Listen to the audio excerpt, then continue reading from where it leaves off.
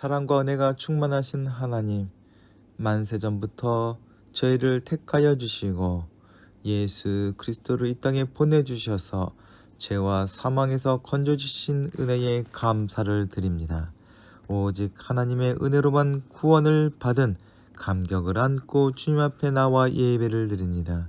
마음과 뜻과 정성을 다해 드리는 예배를 받아 주옵소서. 대림절 기간이 깊어갈수록 우리의 심령은 주님께로 더욱 가까이 다가서게 하여 주옵소서. 이 시간 성령 하나님께서 우리와 함께하여 주시길 조용히 간구합시다.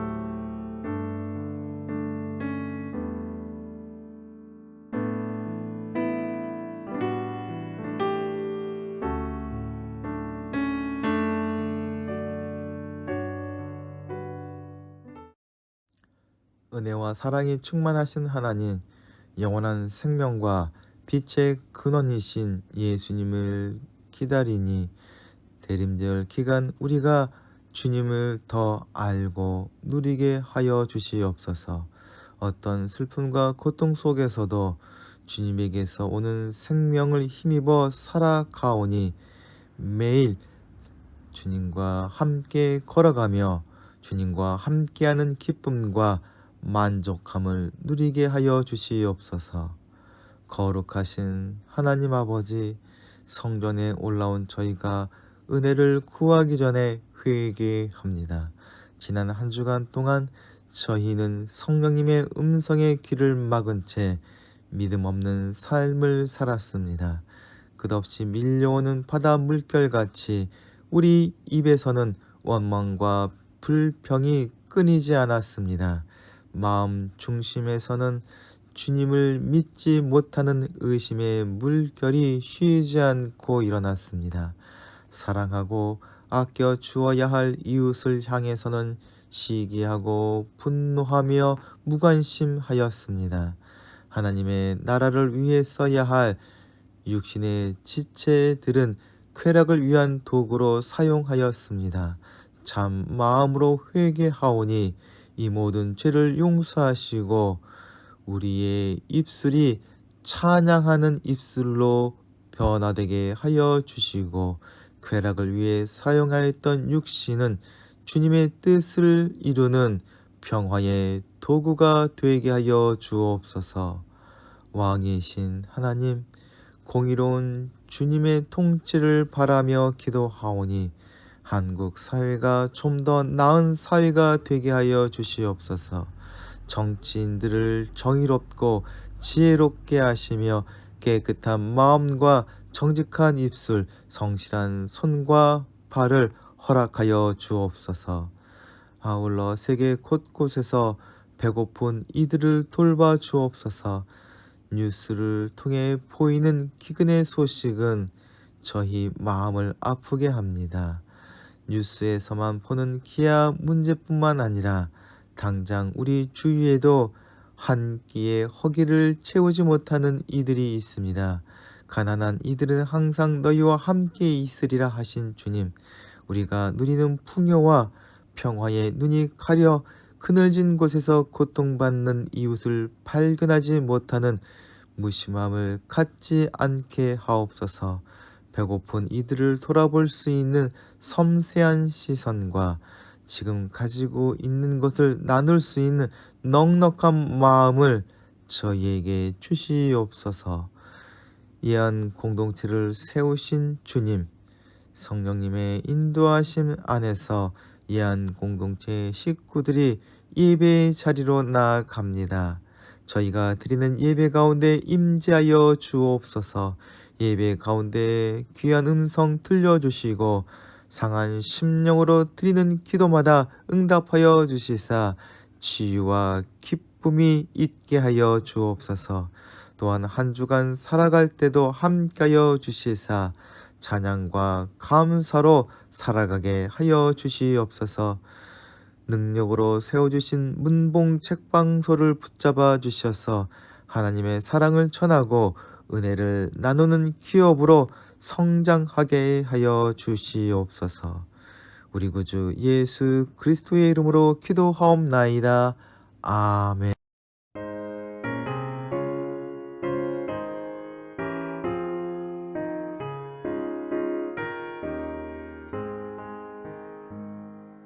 예수는 나의 힘이요 내 생명 되시니 구주 예수 떠나 살면 죄 중에 빠지니 눈물이 앞을 가리고 내 맘에 근심 쌓일 때 위로하고 힘 주시리 주 예수. 예수는 나의 힘이요 내 친구 되시니 그 은혜를 간구하면 풍성히 받으리 햇빛과 비를 주시니 추수할 곡식 많도다 귀한 열매 주시느니 주 예수.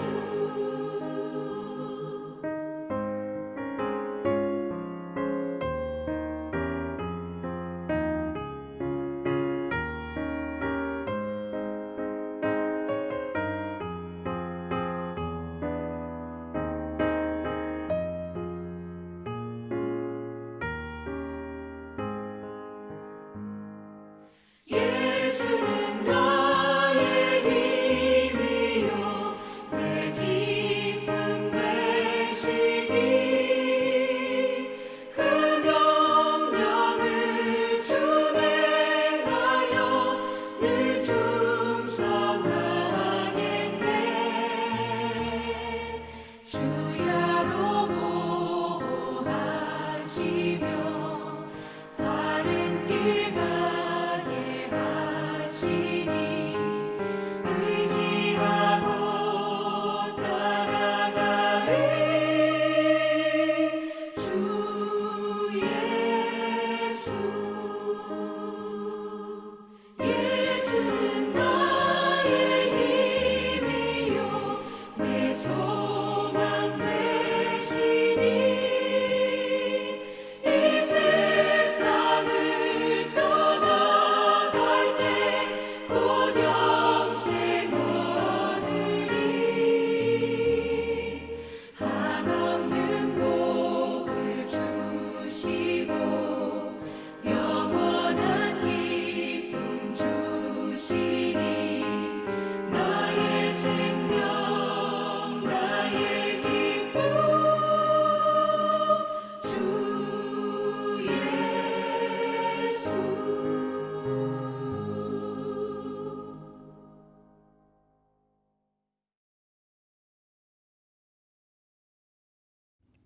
오늘 우리에게 주시는 하나님의 말씀은 누가복음 3장 7절부터 17절까지의 말씀입니다.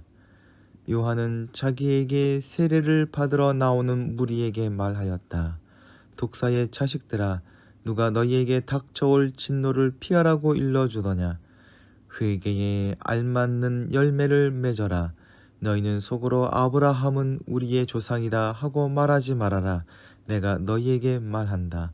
하나님께서는 이 돌들로도 아브라함의 자손을 만드실 수 있다. 도끼를 이미 나무 뿌리에 갖다 놓으셨다. 그러므로 좋은 열매를 맺지 않는 나무는 다 찍어서 불 속에 던지신다. 무리가 요한에게 물었다. 그러면 우리는 무엇을 해야 합니까? 요한이 그들에게 대답하였다. 속옷을 2벌 가진 사람은 없는 사람에게 나누어 주고 먹을 것을 가진 사람도 그렇게 하여라. 세리들도 세례를 받으러 와서 그에게 물었다. 선생님, 우리는 무엇을 해야 하겠습니까? 요한은 그들에게 대답하였다.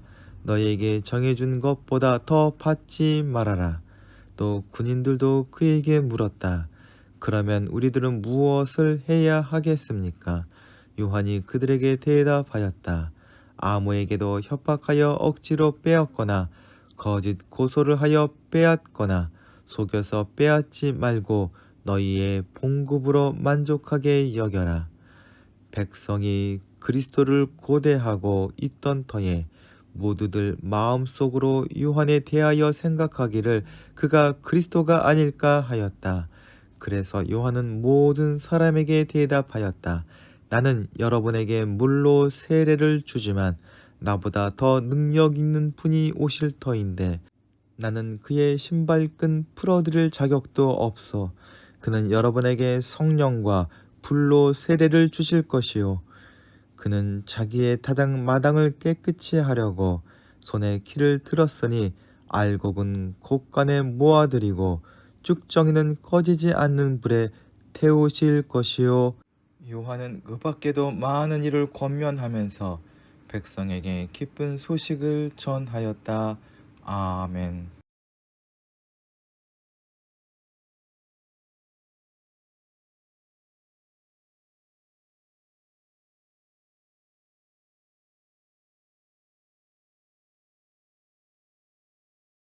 오늘은 대림절 3번째 주일입니다. 목자의 초를 켜면서 주님이 이루신 기쁨을 누리는 주일이 되시길 바랍니다. 오늘 본문의 말씀은 세례 요한이 선포한 회개와 백성들에게 베푼 세례를 이야기하고 있습니다. 죄를 전제로 하고 있는 회개를 기쁨의 대림절 기간 동안에 이야기하는 것은 어울리지 않아 보이지만 본문을 깊이 묵상할 때에 왜 회개를 이야기할 수밖에 없는지 우리는 깨닫게 됩니다. 사또 재판이라는 말이 있습니다. 불공정한 재판을 이르는 그러한 말입니다. 조선시대의 각 고을을 다스리던 사또는 행정권과 더불어 사법권을 동시에 가지고 있었습니다. 사또는 재판을 주관하였고 재판을 통해 죄의 유무와 경중을 가렸습니다. 소송을 위한 법률이나 절차를 기록한 책들이 있었지만 사또 재판이라는 말이 전해지는 것을 보면 아마도 제대로 지켜지지 않았던 것 같습니다. 춘향전에 등장하는 변사또의 재판이 대표적인 사또 재판입니다. 수청을 거절하는 춘향을 잡아와 내 죄를 내가 알렸다며 옥에 가두고 신문을 합니다. 춘향이도 그렇지만 이런 재판은 죄인을 찾아내 벌하는 경우도 있겠지만 잘못된 판단으로 억울한 사람을 만들어낸 경우도 많이 있었습니다. 성경이 선포하는 회개는 이러한 사또 재판이 아닙니다. 윽박지르고 겁을 주어 무조건 죄를 토하고 무조건 잘못했다고 빌게 만드는 그러한 사도 재판이 성경이 말하는 회개가 결코 아닙니다. 사람이 죄를 깨닫게 만드는 것은 모두 좋은 의미를 가지고 있지는 않습니다. 사탄도 사람의 죄를 깨닫게 합니다. 사탄이라는 이름은 문자적으로 법정에서 반대자라는 뜻으로, 더 구체적으로 말하면 고발자라는 뜻입니다. 사탄이 사람의 죄를 들춰내는 이유는 죄를 끊어내기 위함도 아니며 영생을 얻게 하는 것은 더욱더 아닙니다. 사람이 스스로 절망하고 자포자기하게 만들고 하나님이 용서할 수 없는 존재임을 증명하기 위해서 사탄은 죄를 고발합니다. 존 오웬은 사람이 하나님과 관계없이 죄를 깨닫게 되면 절망감에 사로잡혀 미쳐버리거나 극단적인 선택을 하는 경우도 있다고 말합니다. 성경이 말하는 바 회개는 죄의 고발이 결코 아니며, 세례 요한은 죄를 고발하는 자가 아니라 사람이 회개하도록 인도하는 사람입니다. 왜냐하면 사탄의 고발과는 전혀 다른 결과를 이뤄내기 때문입니다. 세례 요한이 사역을 시작하였을 때 많은 사람들이 그에게로 몰려왔습니다. 그것은 요한이 한 곳에 머물면서 말씀을 선포하고 세례를 베푼 것이 아니라 요단강을 따라서 움직이며 사역을 했기 때문입니다. 세례 요한은 자신을 찾아온 사람들에게 회개를 요구하였습니다. 오실 메시아를 준비하는 세례 요한의 사역 중 매우 중요한 부분이었기 때문일 것입니다. 회개는 잘못된 길에서 돌이키는 것을 말합니다. 잘못된 행위를 버리고 바른 길로 돌이키는 것입니다. 그렇다면 어떻게 돌이켜야 할까요? 먼저 회개를 위기 모면을 위한 일시적, 임시적 수단으로 이용하지 말아야 할 것입니다. 로마의 위협을 비롯한 여러 가지 재앙으로 불안해하는 사람들이 하나님께 위로를 받으며 하나님의 인정을 받고자 선지자로 생각되는 세례 요한에게 몰려왔습니다. 그러나 진심으로 하나님 앞으로 나오지 않을 때, 주님을 바라보지 않을 때에 회개는 아무런 의미가 없습니다. 그리고 유대인들이 가지고 있었던 선민의식을 버려야 한다고 선포합니다. 자신들이 아브라함의 자손이라고 생각하는 오만함은 진정한 회개를 이루지 못합니다. 마지막으로 회개에 합당한 열매를 맺어야 합니다. 실천과 행동으로 나타나야 한다는 것입니다. 세례 요한은 유대인들의 죄를 단순히 고발하는 고발자나 검사가 아니라 새로운 하나님의 구원을 위한 길을 여는 사람이었습니다. 이제 그 세례 요한이 선포한 회개와 그가 베푼 세례에 대한 더 깊은 이야기를 함께 나눠보기를 원합니다. 죄에서 돌이키라는 세례 요한의 외침에 대한 사람들의 반응은 절망이나 자포자기가 아니라 새로운 삶에 대한 변화에 대한 소망이었습니다. 그래서 그들은 세례 요한에게 우리가 무엇을 해야 합니까? 묻습니다. 사람을 절망하게 만들고 죽이는 고발과 달리 회개는 사람을 어떻게 변화시키는지 한번 살펴봅시다. 회개는 자신이 어떤 존재인지를 깨닫게 만들어 줍니다. 하나님 앞에서 사람이란 아무 보잘것없는 존재임을 깨닫게 합니다. 성경은 그것을 겸손이라고 부릅니다. 회개는 먼저 저들의 교만을 무너뜨리고 아브라함의 혈통이라는 것이 그들에게 아무 도움이 되지 않는다는 사실을 깨닫게 해줍니다. 그들의 행동이 하나님 앞에서 정결하지 못하고 신앙의 선조들을 통해서 주신 말씀이나 신앙을 제대로 이어받지 못하고 있다면 혈통이나 가문은 아무런 의미가 없습니다. 하나님 앞에 온전히 서지 못하는 자들은 결국 아무런 생명이 없는 돌멩이에 불과할 뿐이며, 돌멩이 같은 존재들인 이방인들도 하나님의 은혜 안에 있으면 아브라함의 자손이 될 수 있는 것입니다. 회개는 사람들을 하나님 앞에서 겸손한 자가 되게 하여 하나님의 음성을 듣는 자요 순종하는 자로 구원을 누리게 만들어 줍니다. 우리가 무엇을 해야 합니까? 라고 묻는 사람들에게 세례 요한은 사람들이 하는 일을 따라 어떻게 살아가야 할지를 말해 줍니다. 그런데 무엇을 해야 합니까? 라는 질문은 구원을 얻기 위한 조건을 묻는 것이 아니라 회개한 사람이라면 맺게 되는 열매와 같은 행동이 무엇인지를 묻는 것입니다. 즉 구원이라는 뿌리를 가진 나무가 맺는 열매가 무엇인지를 묻고 있는 것입니다. 무리에게는 2벌 옷이 있다면 그중 1벌을 없는 자에게 나눠주라 하십니다. 2벌 옷은 여분의 옷이 아닙니다. 가난하더라도 유대인들에게는 2벌 옷은 필수랍니다. 하나는 일상의 옷이요 다른 하나는 안식일에 입는 옷이라고 합니다. 하나님 앞에서 거룩함을 지키기 위해 소중히 간직한 옷마저도 가난한 이에게 주라는 말씀입니다. 세리는 로마 당국에서 부과한 세금 전체를 자신이 먼저 대납하고 나서 주민들에게 세금을 거둘 권리를 얻습니다. 그들은 자신이 낸 돈을 메꾸고 더 많은 돈을 모으기 위해서 거짓말과 비열한 방법을 가리지 않습니다.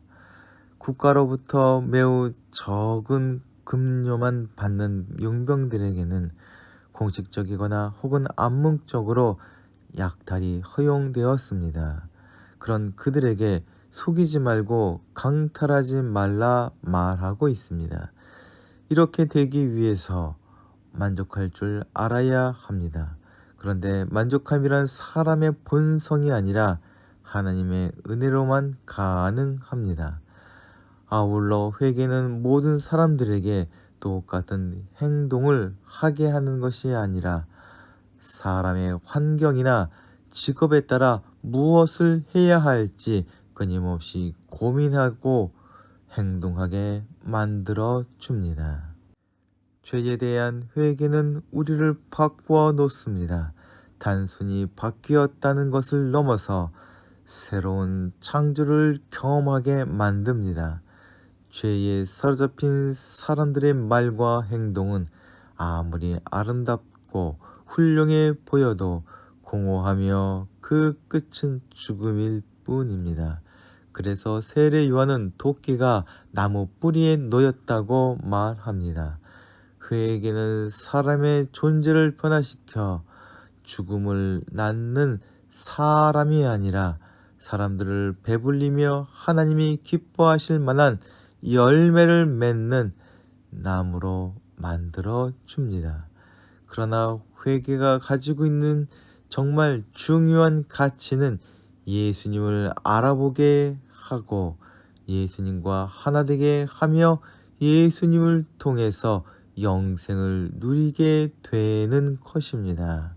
세례 요한이 외치는 회개는 새로운 삶을 살게 해주는 것을 넘어 뒤에 오실 메시아를 영접할 수 있는 길을 열어주는 길이요 요한은 그 길의 안내자가 되는 것입니다.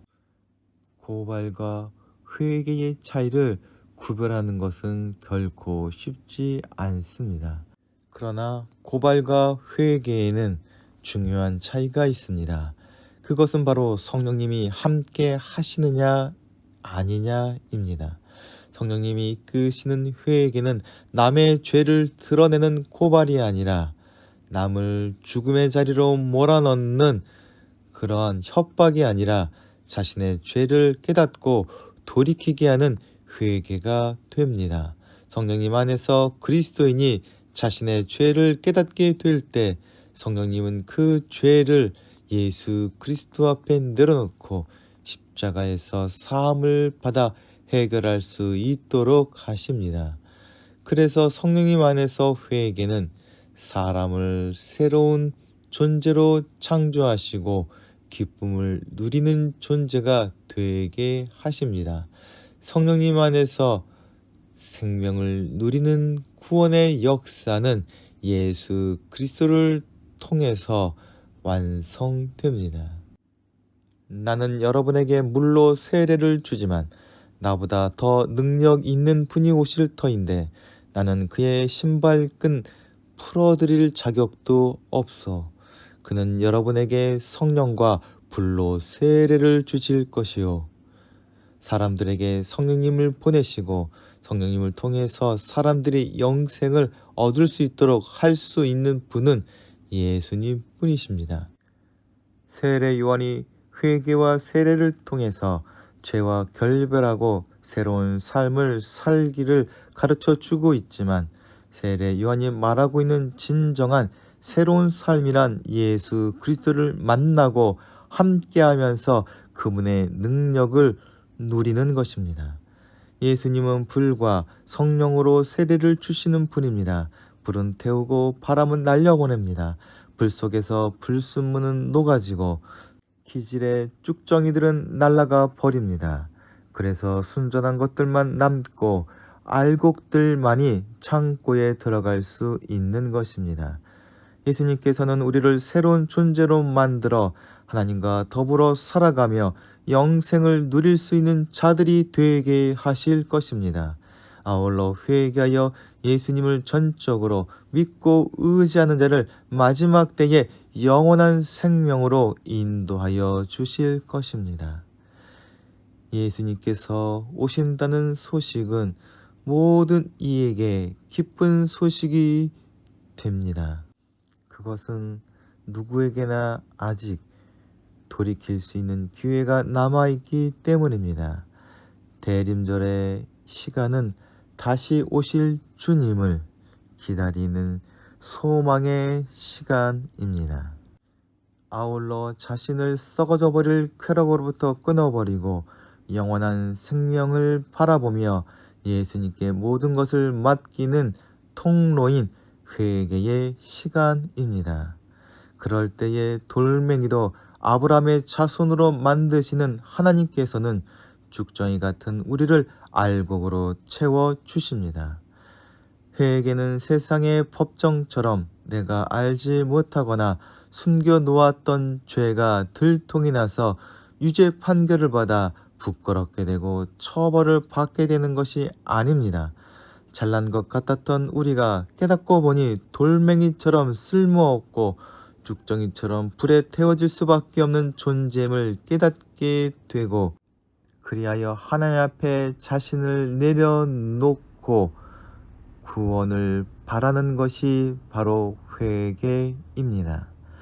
회개가 우리를 새롭게 만드는 것이 아니라 회개할 때에 하나님께서 우리를 아브라함의 자손으로 만들어 주시고 천국의 곳간에 들어갈 만한 알곡으로 채워 주시는 것입니다. 그러한 놀라운 은혜를 경험한 그리스도인의 삶은 기쁨과 감사로 충만할 수밖에 없습니다. 그래서 회개란 기쁨과 감사를 맛보는 통로이며 대림들에 알맞은 우리의 자세입니다.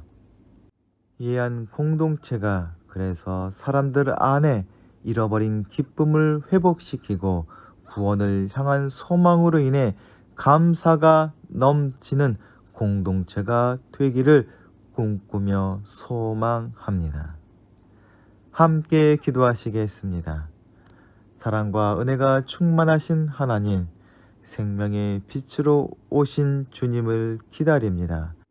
생명의 빛 가운데서도 부끄럽지 않게 다닐 수 있도록 자신을 깨끗하게 하고 단장하는 회개가 우리 가운데 있게 하여 주시옵소서. 매일 매 순간 회개를 통해서 하늘의 기쁨을 회복하게 하시고 회개에 합당한 열매를 맺음으로 세상을 하나님의 생명으로 채우는 하나님의 백성과 주님의 제자가 되게 하여 주시옵소서. 이웃들의 아픔을 돌아보며 가진 것이 비록 작을지라도 나누어 줄 수 있는 제자들이 되게 하여 주시옵소서. 마지막 때에 우리를 영접하실 주님으로 인해 우리의 삶이 기쁨으로 충만하게 하여 주시옵소서. 우리 구주 예수 그리스도의 이름으로 기도하옵나이다. 아멘. 함께 공동체의 고백을 하시겠습니다.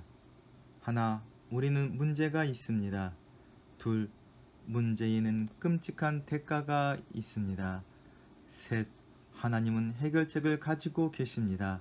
넷, 그 해결책은 믿음으로 누립니다.